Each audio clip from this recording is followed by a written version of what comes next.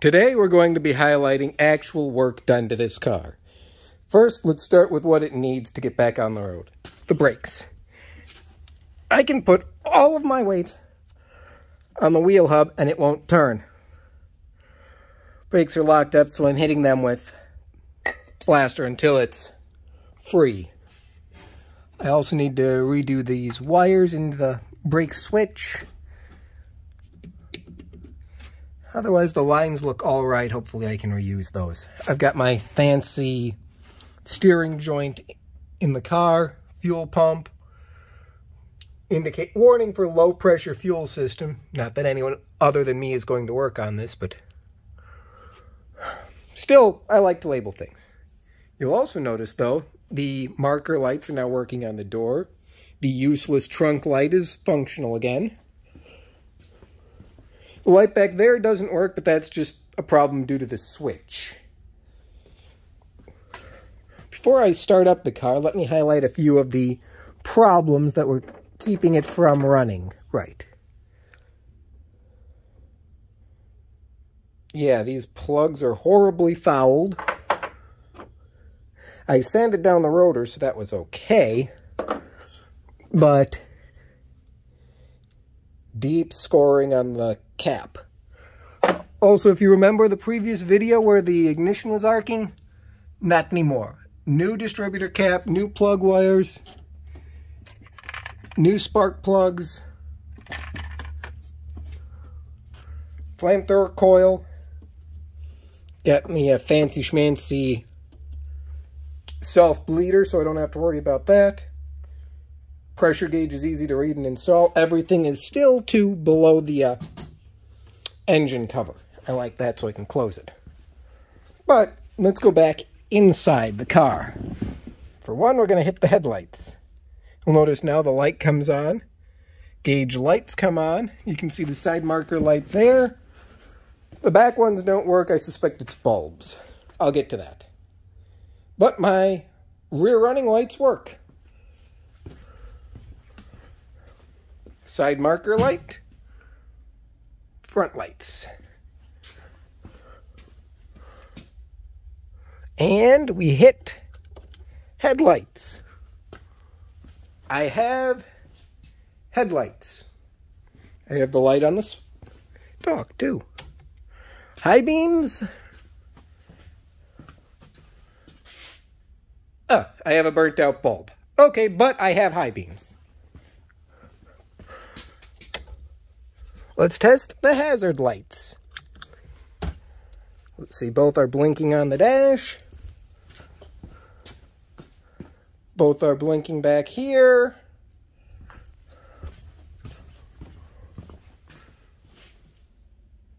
Both are blinking up front. I have working directionals.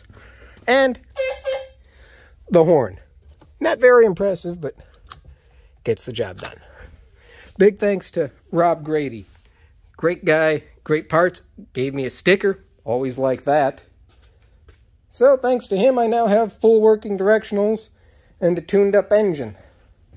Let me see if I can position this to where I can walk away from the phone camera for a second and it'll capture the brake lights. We're just going to set this thing down on this old battery here and call that working. Yeah, let me see. Can you see that? Sure, why not?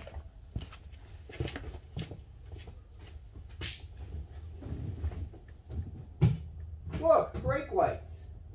That works. Now we're going to start the car.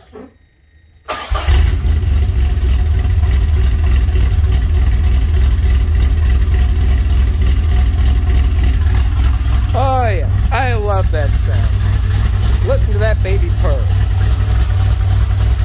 Still have to reconnect the air conditioning compressor. Getting about 6 psi, which is just perfect.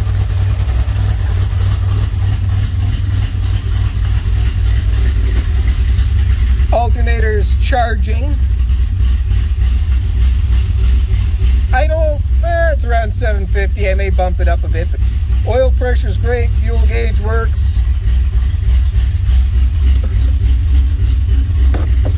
Blank hind actuator door control reinstalled. Another Rob Grady part.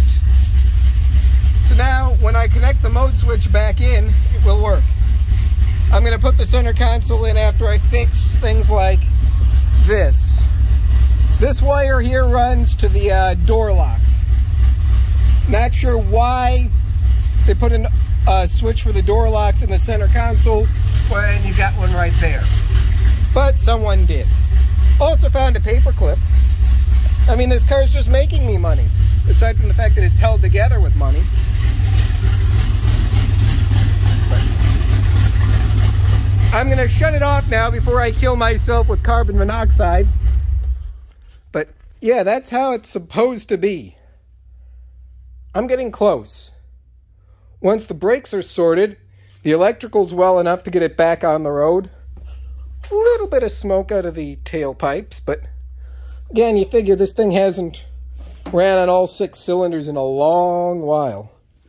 Now I'm going to I just pulled this fuse down here for the door and trunk lights because I don't want to drain my battery. Got it on a trickle charger at all times. But still, while I'm troubleshooting, I like a freshly charged battery. Yeah. She's making some real progress, though. Regraining work, that's on the docket. This fender's pretty well done. I mean, you can still see from where the paint was on the inside, but on the outside, I'm doing a decent job. Little by little, I get there. And that's about the only way I can afford to do so with a car like this. They want $280 an hour, I believe, for the shop rate at the DMC specialists. And 100 hours of work, which is not an insurmountable amount for these cars, you'd have already eaten up my investment in the vehicle a couple times.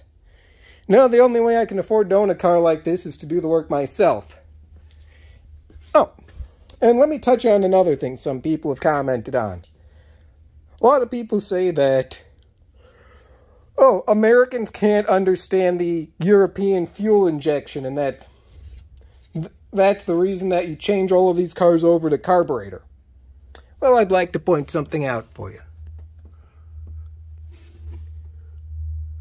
You see where it says here on the carburetor, made in Spain? This is a Weber degas carburetor on a Peugeot manifold. You'll find the same carburetor on your Ford TVR, and this was a stock intake manifold for the first iteration of this engine. I'm actually running a complete European fuel system on this car, despite it not being K-Jet. It's closer to what the engine originally had at the time it was engineered. So I replaced European fuel injection with European carburetor. Always a nice little touch. Yeah. Got deeply tinted windows on this when I got it. I rather like that. That's a nice effect. I'll finish putting in all of the dash bits later. I'm waiting on a second order for Rob for superficial parts. You know, light bulbs, little things, so I don't have to pull the center console twice. Since I'm not daily driving it, it's a lot easier to come back to problems a week or two down the road